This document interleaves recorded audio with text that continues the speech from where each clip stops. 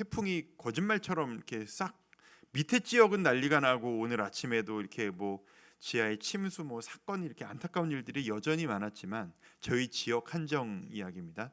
요즘은 이런 말도 참 조심해서 해야 되더라고요. 그래서 우리 지역 한정으로 해서 참 걱정을 했는데 아무 말 없이 지나가는 것들을 보면서 야 진짜 우리는 날씨 하나도 제대로 예측할 수 없는 것이 우리의 모습이고 또 예전에 예상도 못했는데 비가 쏟아져서 또 힘들었던 때도 있었고 우리 인생에 우리가 예측할 수 있는 것은 과연 뭐 얼마나 있을 것인가 그런 생각을 하면서 하루하루를 보내고 있습니다. 자 이제 오늘 내일만 지나면은 이제 명절 연휴가 또 시작이 됩니다. 가족들과 함께하는 시간들이 기대로 가득한 분들도 계실 것이고 제가 지난 주일에 재밌는 경험을 했어요. 이게 지난주에 광고하고 할 때 명절 시간에 그 잘 좋은 시간 되셨으면 좋겠다라고 하면서 제가 어떤 멘트를 했었냐면 어떤 분들에게는 가족들을 만나는 시간이 기쁨이 되고 어떤 분들에게는 기도가 필요한 것 같습니다라고 얘기를 했더니 진짜로 그 순간에 확연하게 우리 성도님들의 표정이 두 종류로 확 갈리시는 거예요.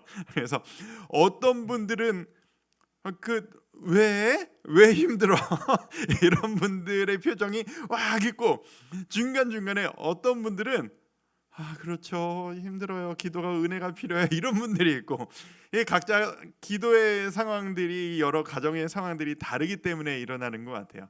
명절을 앞두고 있다 보니까 그리고 이번 주에도 성도님들의 가정을 또 방문하고 대화하고 그 인생의 굴곡들과 많은 사연들을 들으면서 가정이란 것 그리고 우리가 하나님을 의지한다는 것에 대한 의미를 좀 요즘 계속 많이 생각하게 되는 것 같습니다. 바라기는 우리 성도님들 명절을 보내실 때 그 어떤 때보다도 성령 충만하시고 은혜 가득하셨으면 좋겠습니다. 그 어떤 이유로든 은혜 가득한 시간이 되셨으면 좋겠습니다. 쉬는 시간이라고 해서 그냥 영적으로도 풀어지고 하는 시간이 아니라 그 시간이 그 어느 때보다도 성령 충만, 은혜로 가득하셔서 어떤 상황에도 기쁘고 행복하고 즐겁고 만남이 행복하고 모든 것들이 그 은혜로 메워지는 그런 시간들이 되었으면 좋겠습니다. 오늘 묵상하다가 그런 생각이 들더라고요. 은혜가 가득할수록 우리 인생은 하나님께서 계획하셨던 원래의 모습에 더 가까워지는 것이겠구나 라고요. 은혜가 우리는 보통 이런 식으로 생각을 하거든요. 은혜가 채워지면 내가 좀 상태가 좋아졌다가 은혜가 떨어지면 원래 모습으로 돌아와서 내 마음속에 아픔과 상처들이 드러난다 이런 식으로 생각을 하는데 생각해보니까 아닌 것 같아요. 은혜가 가득한 상태가 원래 나의 모습이고요. 은혜가 떨어지면 죄로 인해 아픔으로 인해 원래의 모습을 잃어버리고 아픔으로 바닥으로 떨어지는 거예요. 원래의 모습으로 기쁨으로 은혜로 가족과 함께하는 그런 시간들 되셨으면 좋겠습니다. 오늘 말씀 이제 에스라부터 시작해서 느헤미야, 에스더까지 오늘 프린트를 드렸습니다. 오늘 웬만하면 구약의 역사를 한번 끝내보려고 합니다. 아니 이게 무슨 소리냐? 아직 구약 성경이 많이 남았는데 시간상으로 하면 지난주 말씀드렸던 것처럼 성경의 모든 이야기가 시간 순으로 배열된 것은 아니다라고 말씀을 드렸었어요. 그래서 지난주에 이제 북이스라엘이 망하고 남유다가 망해서 북이스라엘이 퀴즈 한번 내볼까요? 이게 여러분들 잘 기억하시나? 자, 이스라엘 나라가 둘로 나눠졌습니다. 그렇죠? 이스라엘과 유다로 나눠졌는데요. 유다가 남쪽일까요? 이스라엘이 남쪽일까요? 여기는 우수한 분들만 모였어요. 나는 틀렸는데 이렇게 묻어가시면 돼요. 이게 잘 맞았다고. 남쪽 유다와 북쪽의 이스라엘. 남쪽 유다는 유다와 베냐민 지파, 나머지 이스라엘 전체에서 이스라엘 이렇게 됐습니다. 자, 북이스라엘이 먼저 망했어요. 북이스라엘을 멸망시켰던 제국이 있었습니다. 그 제국의 이름은 성경 버전으로 하면 뭘까요? 아수르입니다. 네, 잘하십니다. 이렇게 알려드리는 맛이 있네요. 아수르 제국이 북이스라엘을 먼저 무너뜨리고 멸망시켰어요. 그리고 그 민족들을 어떤 식으로 했다고요? 다 공중분해 시켜버렸다고요. 강제 이주를 시키고 이방 사람들을 그 이스라엘 땅으로 이주시켜서 강제 결혼을 시키고 피를 섞게 만들고, 그래서 민족의 정체성을 없애버렸다. 그래서 열지파의 사람들은 대부분 이 역사의 시간 이후로 정체를 감춰버렸다. 그 다음 남유다를 멸망시킨 제국이 아스르 제국 이후에 어떤 제국? 바벨론 제국. 우리 지난 주일에 나눴던 우리 다니엘 이야기의 배경이 되는 바로 그 바벨론 제국이 남유다를 무너뜨리고 이 나라는 포로로 잡아갔다라는 이야기. 지난 주일 이야기를 들으면서 나는 수요예배에 나오는 사람이니까 지난주에 수요예배 때 이야기를 들었지라는 마음으로 들으시면 도움이 되실 겁니다. 오늘은 그 다음 이야기입니다. 아시리아 제국이 등장했었고, 바벨로니아 제국이 아수르를 잡아먹고 더 큰 제국이 됐습니다. 아무리 크고 용맹하고 영향력이 있는 나라들도 시간이 지나면 무너지고, 다니엘 이제 이번 주에 다룰 주제 중에 하나가 그게 될 텐데, 어떤 나라도 무너지고 안정적이고 온전한 것은 아무것도 없습니다. 그 크고 완전히 그렇게 모든 것을 가졌다고 했던 그 바벨론도 또 무너지고 또 하나의 제국이 등장합니다. 갈수록 더 커지는 제국이 등장합니다. 그 제국의 이름이 뭐냐면 성경 버전으로 하면 바사, 역사의 이름으로 하면 페르시아 제국이 되겠습니다. 페르시아 아시죠? 페르시아 양탄자. 저 이렇게 이라크 지역, 그러니까 뭡니까? 알리바바 40인의 도둑, 알라딘의 요술램프, 뭐 이런 이야기들의 배경이 되는 그 동네입니다. 바사, 페르시아 제국이 등장해서 이 바벨론을 잡아먹고 이스라엘 민족들이 포로로 끌려갔던 그 지역을 바사가 그대로 이어받아서 다스리는 형태가 됩니다. 그리고 시간이 지나서 포로로 끌려온 지 유대인들이 포로로 끌려온 지 약 70년이 지난 후에 에스라를 보시면, 제가 파란 글씨로 제목을 뭐라고 썼냐 하면, 제가 같이 한번 읽어볼까요? 파란 글씨 제목 시작. 믿지 않는 자를 통해서도 뜻을 이루시는 하나님이라고 적었습니다. 믿지 않는 자를 통해서도 뜻을 이루시는 하나님. 이게 무슨 말이냐? 지금 하나님을 의지하지 않고 순종하지 않아가지고 나라가 완전 망하고 포로로 끌려가 버렸단 말이에요. 하나님의 일은 이루어지고 약속은 성취되어야 하는데 하나님의 사람들이 정신을 못 차리고 앉아 있으니까 하나님께서는 믿지 않는 자를 통해서라도 하나님의 약속을 이루시고 만다는 것을 이 유대인의 역사를 통해서 발견하게 해주십니다. 자, 제가 에스라 1장 1절에서 2절까지 말씀을 제가 한번 읽어볼게요. 의미를 한번 잘 보세요. 표현 하나하나를 잘 보세요. 자, 바사 왕, 페르시아 왕 고레스 원년에 여호와께서 예레미야의 입을 통하여 하신 말씀을 이루게 하시려고, 여기 하나 밑줄 쳐보실까요? 예레미야의 입을 통하여 하신 말씀을 이루게 하시려고 바사왕 고레스의 마음을 감동시키심에 그가 온 나라에 공포도 하고 조서도 내려 이르되, 바사왕 고레스는 말하노니, 이제 그 조서의 내용이에요. 바사왕 고레스는 말하노니 하늘의 하나님 여호와께서 세상 모든 나라를 내게 주셨고 나에게 명령하사 유다 예루살렘에 성전을 건축하라 하셨나니. 자, 저를 보시죠. 여기 표현에 뭐라고 써 있냐 하면 예레미야의 입, 예레미야는 남유다 북이스라엘 갈라져 있던 그 시절에 활약했던 선지자예요. 지난주에 말씀드렸었어요. 예레미야의 입을 통하여 하신 말씀, 하나님께서 이스라엘 민족, 유대 민족에게 하셨던 약속이 나라는 망했고 그 유대인 누구도 기억하지 않았을 수 있을 이 약속을 하나님 혼자 기억하셔서 하나님이 이 약속을 지키겠다라고 결심하시고 실천을 하신 거예요. 자, 그 실천의 내용이 무엇이다? 예레미야에게 약속하셨던 그 내용, 내가 너희 민족들을 내 약속한 원래 땅으로 되돌이켜 놓고 말겠다라고 하는 그 약속을 지키려고 하시는 거죠. 근데 하나님의 백성들이 지금 어디에 있어요? 바사 땅에 있어요. 뭐로 있어요? 포로 상태로 있어요. 누가 봐도 이건 불가능한 일이에요. 하나님께서 갑자기 이 바사왕 고레스의 마음을 감동시키셔서 고레스가 온 나라에 선포를 해버립니다. 뭐라고요? 여호와 하나님께서 내 마음에 감동을 주셨다. 저 예루살렘 땅에 무너뜨렸던 성전을 다시 회복시키고 너희 유대인들이 저곳으로 돌아가 하나님을 예배할 수 있도록 내가 만들어 주겠다. 공식 발표를 해버린 거예요. 이 왕이. 이건 유대인들 입장에서는 갑자기 하늘에서 떨어진 은혜예요. 이건 누가 잘해서 얻어낸 것도 아니에요. 그냥 하늘에서 떨어진 은혜이고 하나님 입장에서는 약속을 지키시려고 주권적으로 그냥 저질러 버리신 거예요. 그 일이 어떤 식으로 일어나느냐, 밑에 제가 그 고딕체 글씨로 써놨죠. 바사왕 고레스, 바사왕 다리오, 바사왕 아닥사스다. 이제 이쯤 되면은 성경이 모르는 건 아닌데 뭔가 희미하게 알고 이게 먼저인가 저게 먼저인가 조금 이렇게 뒤엉키시는 이야기들이 시작이 될 거예요.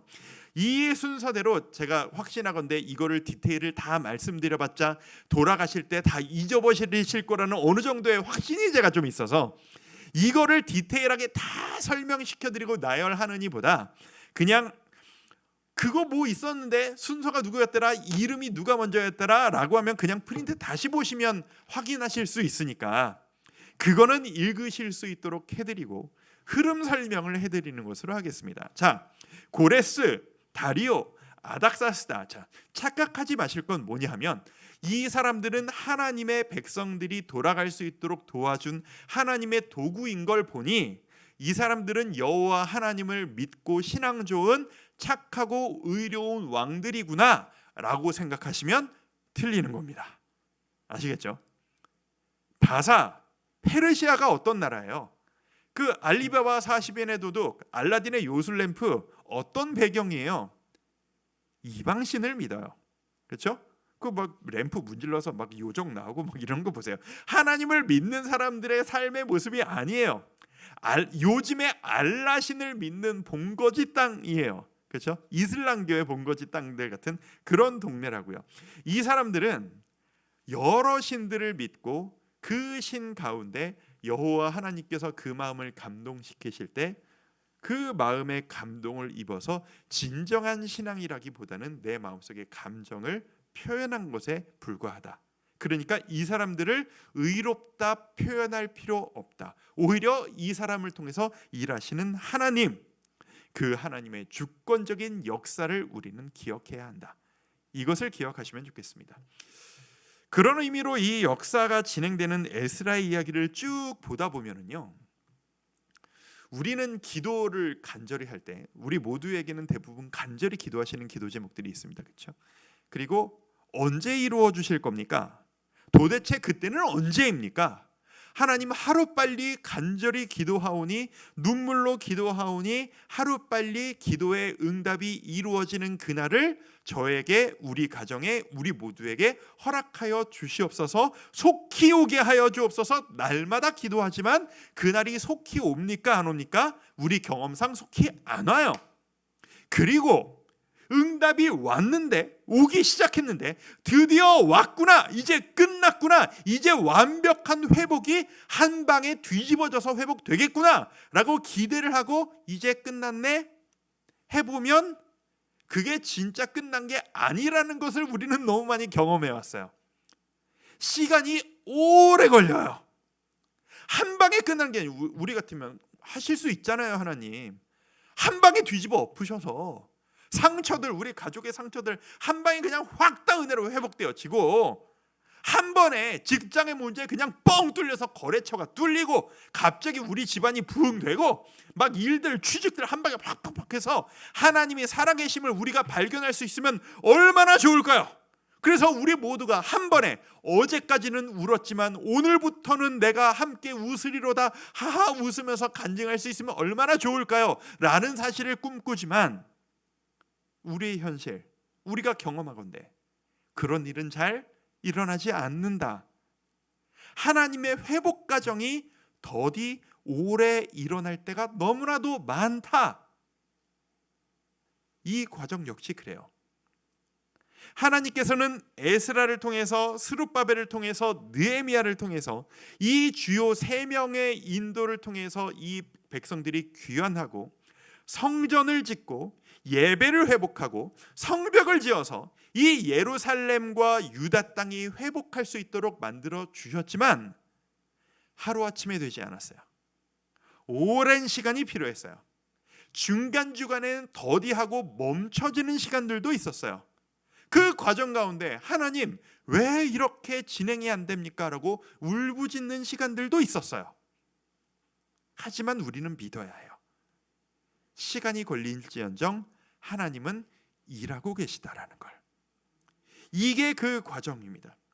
포로 귀환이 1차, 2차, 느헤미야 뒷장으로 넘어가면 3차, 세 번에 걸쳐서 포로 귀환이 이어집니다. 그리고 이 포로 귀환은 인도자들이 있습니다. 첫 번째 인도자 스룹바벨, 정치 지도자 역할을 하는 사람이라고 보면 괜찮습니다.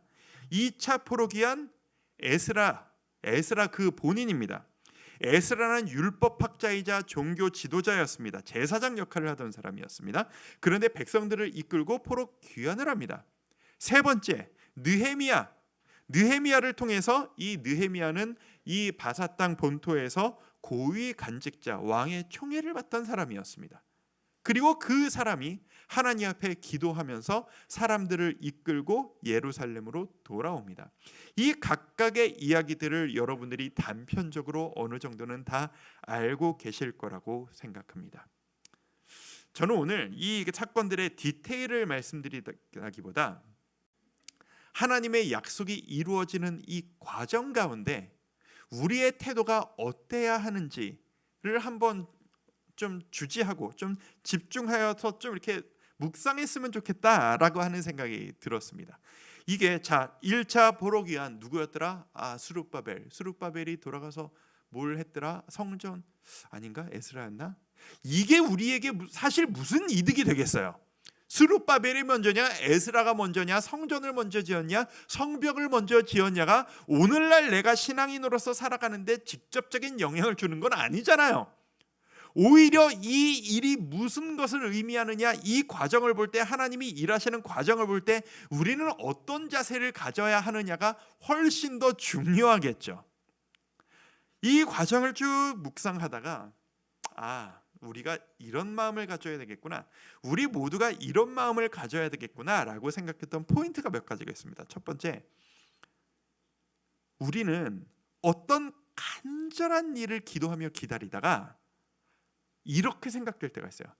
지금인데, 저 사람을 잡아야 되는데, 지금 이 타이밍 놓치면 복잡해지는데, 주님 지금이에요. 내일까지 이게 결판이 나야 돼요. 이거 지나가면 큰일 납니다. 이때요. 제발. 이럴 때가 있잖아요. 없으세요? 저는 정말 많았거든요. 여러분들, 없으신 여러분들의 삶을 축복합니다. 이런 경험 없으시다면 너무 감사한 거예요. 저는 개인적으로 있었거든요. 왜 지금입니까? 내일이에요, 주님. 저 사람 놓치고 저 사람에게서 응답을 받아야 되는데 저 사람이 연락을 안 주면 지금 일이 너무 심각해져요. 아무리 생각해도 내일이에요, 주님. 제발 내일까지 제 금식 기도하면서 기다립니다. 주님 도와주세요. 이럴 때가 우리에게 있을 수 있거든요.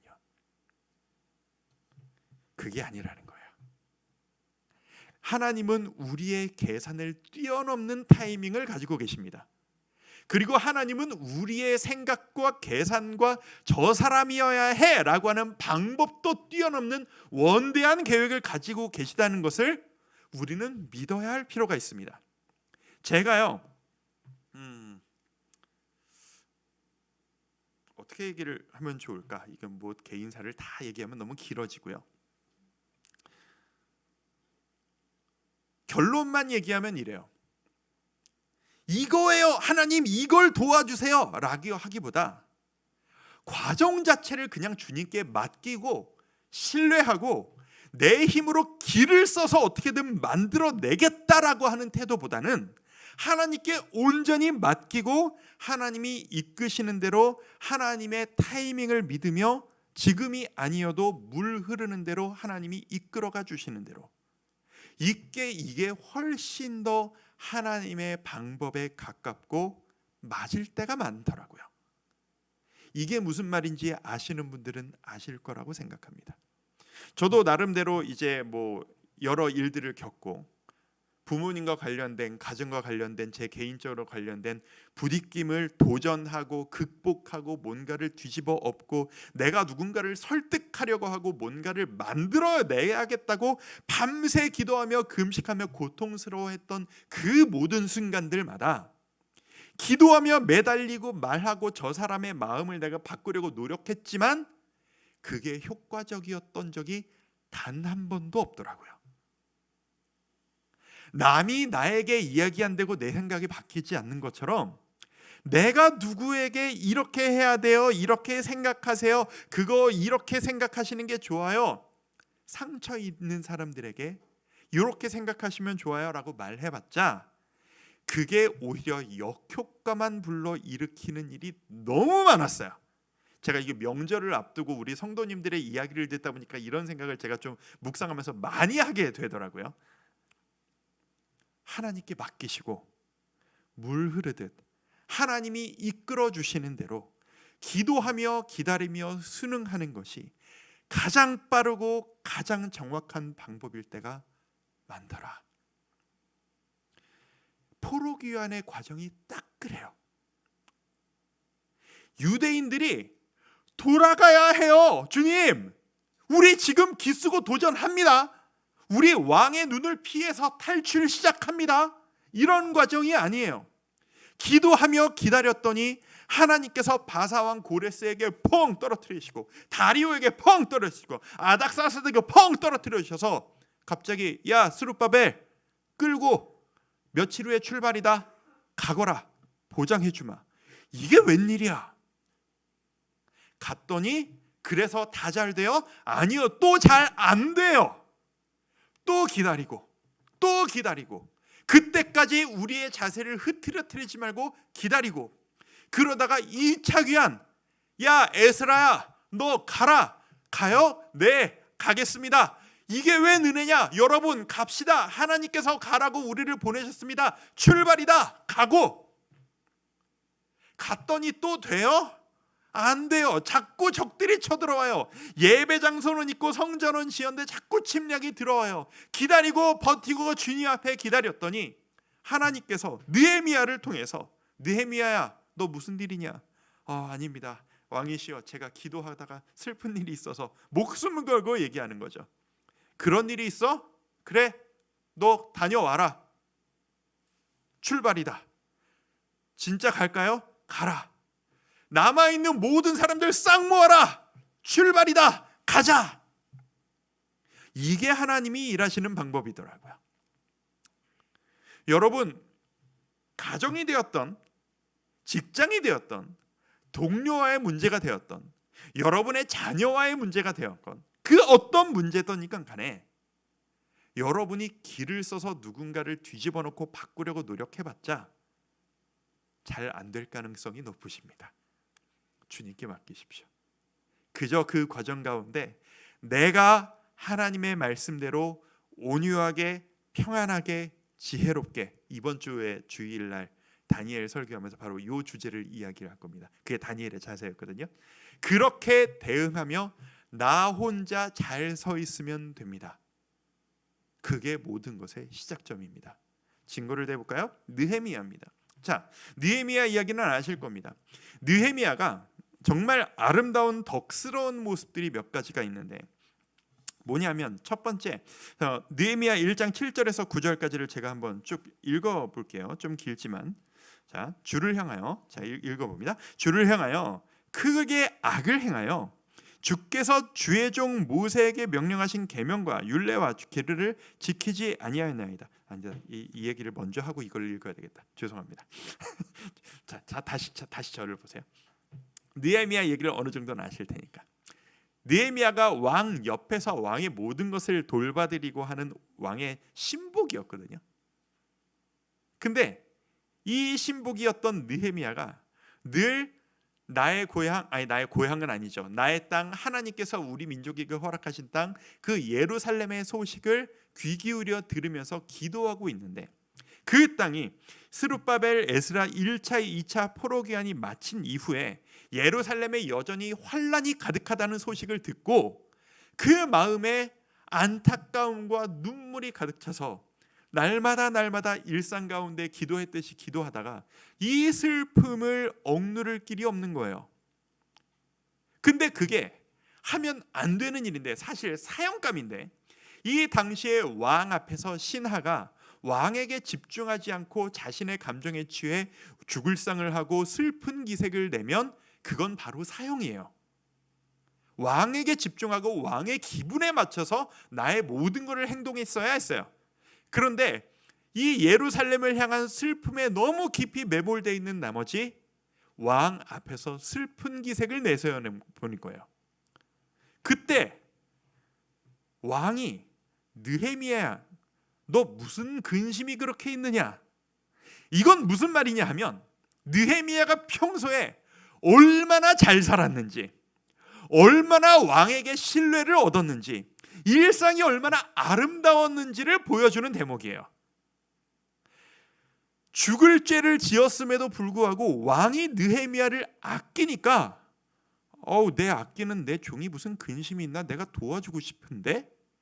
라는 생각이 불러일으킬 만큼 그의 삶이 평소에 아름다웠다는 거죠. 자, 여기서 포인트는 뭐예요? 느헤미야는 하나님을 믿는 신앙인, 느헤미야가 섬겼던 왕은 이방신을 믿는 이방왕이에요. 내가 하나님을 믿는 하나님의 아들인데 이방신을 믿는 당신을 섬길 이유가 뭐요? 이게 아니라 평소의 삶이 내 위치와 내 직책에서 나와 신앙이 다르고 내가 저 사람의 신앙과 삶을 인정할 수 없지만 저 사람이 나를 너무 사랑할 정도로 최선을 다해서 섬기고 생활이 바랐다는 이야기예요. 이런 아름다운 그리스도인의 삶이 바탕이 되어서, 그 삶이 바탕이 되어서 하나님의 때에 하나님의 일을 할 수 있는 도구로 느헤미야가 사용되었더라 라는 이야기. 아까 제가 했던 이야기와 일맥상통하는 이야기 아닙니까? 우리가 다른 사람을 바꾸지 못합니다. 고통 가운데 있는 우리가 다른 사람을 바꾸려고 내가 애쓰지 못합니다. 본질적으로 남이 나를 못 바꾸는데 내가 남을 어떻게 바꿔요? 우리는 기도할 뿐입니다. 그리고 나 스스로를 바르고 성결하게 지혜롭게 의롭게 세울 수 있을 뿐입니다. 그런 삶을 살아가시는 여러분들 되기를 축복해드리고 싶습니다. 그게 바로 하나님께 영광이 되는 태도요. 그게 바로 하나님의 일의 도구로 사용되어질 수 있는 사람의 자격입니다. 느헤미야가 정말 아름다운 건 뭐냐면, 에스라도 그랬어요. 사실 2차 포로기한에 지체했던 에스라도 마찬가지였고, 스룹바벨도 마찬가지였고, 느헤미야도 마찬가지고, 다 마찬가지예요. 신앙적으로도 정말 뛰어났고 세상에서도 능력으로도 인정받던 자들, 이 자가 기도할 때, 방금 제가 읽다가 멈췄던 그 내용들 다시 한번 읽어볼게요. 자, 지금 기도의 내용이에요. 하나님께 기도하는 때 이렇게 기도한 겁니다. 주를 향하여 크게 악을 행하여 주께서 주의 종 모세에게 명령하신 계명과 율례를 지키지 아니하였나이다. 누가요? 내가? 아니요, 우리 민족이요. 느헤미야는 노력하는 기도하는 자였다니까요. 아름다운 자였다니까요. 그런데 내가 하나님 앞에 그렇게까지 큰 죄를 짓지 않았다 할지라도 우리 민족의 죄, 우리 나라의 죄, 우리 조상의 죄들까지도 모두 다 가져와서, 주여, 우리가 주님 앞에 죄를 지었습니다, 용서하옵소서. 민족의 죄를 내가 가져와서 주님께 회개 기도를 하고 있어요. 나라를 사랑하는 마음으로, 민족을 사랑하는 마음으로. 이게 신앙인의 자세예요. 두 번째, 그 순간에 기도할 때 하나님 우리를 용서해 주셔서 어떻게 해주시길 바라냐 하면, 제가 읽었던 그 바로 다음 구절부터 제가 읽습니다. 끊었던 옛적에부터 옛적에 주께서 주의 종 모세에게 명령하여 이르시되, 자 뭐예요? 옛날에 하나님 우리 조상 모세한테 약속하신 거 있지 않습니까? 라고 하면서 옛날 말씀을 끄집어 오는 겁니다. 옛날 우리 민족에게 약속하시지 않았습니까? 뭐라고요? 만일 너희가 범죄하면 내가 너희를 여러 가운데 흩을 것이요. 그래서 진짜 흩어졌잖아요 지금.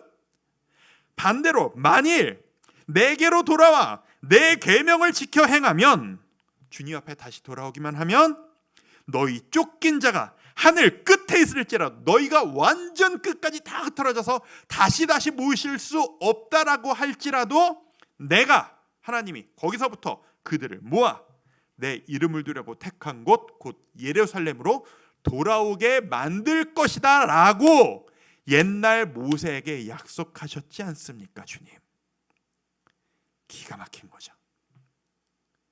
민족의 죄를 나의 죄로 가지고 와서 처절하게 눈물을 흘리며 기도하다가 주님 도와주세요 라고 하는 근거를 어디에서 찾아요? 하나님의 약속에서 찾아요. 말씀을 끌고 와요. 이게 기도응답 받는 비결인 걸 아세요 여러분? 말씀을 끄집어 와서 기도하는 거예요. 주님, 저 기억합니다. 말씀하셨어요. 약속 지켜주세요 주님. 이게 모세가 기도했던 방법이었고 여호수아가 기도했던 방법이었고 다윗이 기도했던 방법입니다. 느헤미야가 바로 그렇게 기도합니다. 자, 내 이름을 두려고 택한 곳에 돌아오게 하리라 라고 하신 말씀을 이제 청하건대 기억하옵소서. 주님 약속 지키세요. 매달립니다. 제발 약속 지켜주세요. 자, 하나님은 한 입으로 두 말 하시는 분이다 아니다? 아니다. 약속은 무조건 지키신다. 이 기도에 응답하시는 하나님, 우리는 어떻게 기도해야 될까요? 말씀을 가지고 여기에 있는 모든 말씀의 주님의 축복의 약속이 여러분의 것입니다. 우리는 혈육으로는 아브라함의 후손이 아니라 예수 그리스도의 십자가 이후에 성막이 찢기고 그 은혜가 이방인까지 모든 자들에게 확장되어지는 그 과정을 통하여 우리는 영적 아브라함의 후손의 자격을 가졌다라고 생각하셔도 괜찮습니다. 성경에 있는 예수님의 모든 말씀, 내가 너희를 떠나지 아니하리라, 내가 너희를 책임져 주리라, 길가에 들풀도 먹이시겠든 하물며 너희일까 보냐 라고 하는 이 약속이 여러분을 향한, 우리를 향한 약속임을 믿으십시오. 여러분 믿으십니까? 기도할 때 바로 그것을 외우면서 기도하는 겁니다. 그래서 암송을 하는 거예요 여러분. 잘 보이려고 무슨 암송대회 테스트 통과하려고 암송하는 거 아니고요. 기도할 때 주께서 이렇게 약속하셨잖아요 라고 약속을 들먹이면서 기도하는 거예요. 주님, 좀 도와주세요. 약속하셨잖아요. 앙탈 부리면서. 이게 기도 응답의 방법이라는 거죠. 그래서 앞으로 성경을 읽으실 때 나에게 유리한 암송 구정들을 뽑으십시오. 외우세요.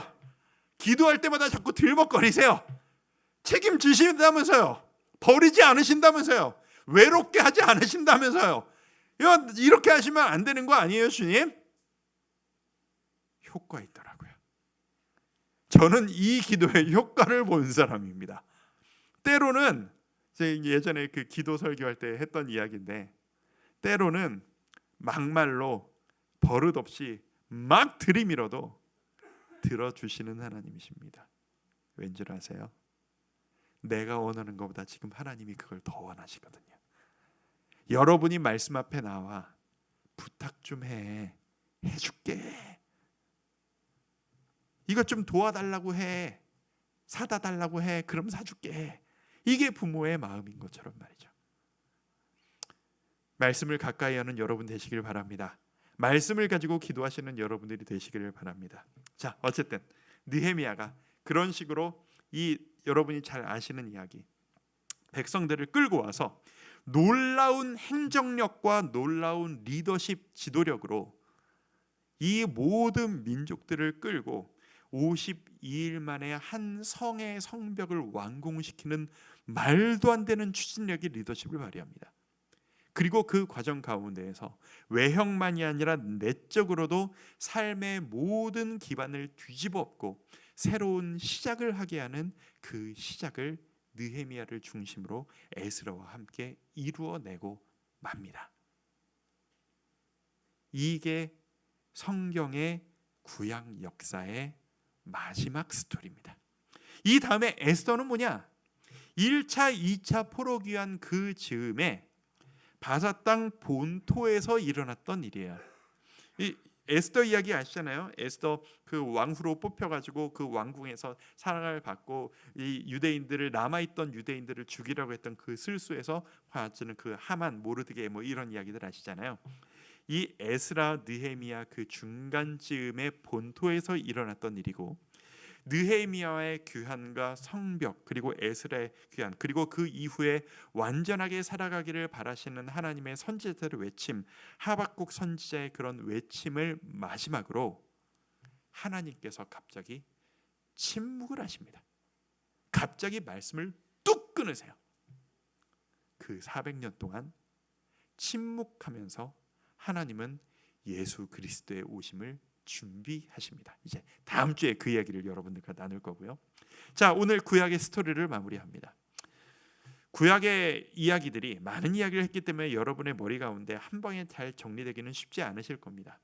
이것만 기억하시면 좋겠습니다. 사람이 중요한 것이 아니고, 사건이 중요한 것이 아니고, 하나님이 어떤 식으로 이 이스라엘 민족들을 대하셨는가, 그 자세와 마음을 우리 기억합시다. 원래 모든 것이 하나님의 것이었습니다. 근데 우리가 하나님을 거부했습니다. 그런 거부한 우리들을 하나님이 포기를 못하셨습니다. 끊임없이 새로운 기회를 주셨습니다. 그리고 우리는 끊임없이 그것을 거부하고 내 마음대로 살겠다, 주위 사람들과 똑같이 살겠다, 쟤들은 저렇게 화려하게 많은 것들을 누리며 사는데 왜 나는 하나님 말씀만 따라야 하죠? 라고 하면서 끊임없이 하나님을 거부했던 이스라엘. 이 이스라엘의 모습이 바로 지금 우리의 모습임을 기억하고, 이런 사람들도 포기하지 않으시고 끊임없이 기회를 주셨던 그 은혜로 지금 우리가 이 자리에 살아 있음을, 그리고 그것으로 끝나지 않고 다다음 주부터 나누게 될 이 땅에 오신 하나님의 아들 예수 그리스도, 그분이 이 모든 구약에 지독하게 반복되어지는 반복의 이 굴레를 완전히 해결해 버리신 그 과정을 우리는 다다음 주부터 한번 나눠 보도록 하겠습니다. 여러분, 구약의 하나님은 무서운 하나님, 벌 주시는 하나님이 아니십니다. 구약의 하나님은 끝까지 용서하시고 한 번만 더, 한 번만 더, 한 번만 더의 끊임없는 기회를 주시는 하나님이셨음을 기억합시다. 우리가 그 은혜로 인해 이 자리에 서 있습니다. 그 은혜를 기억하면서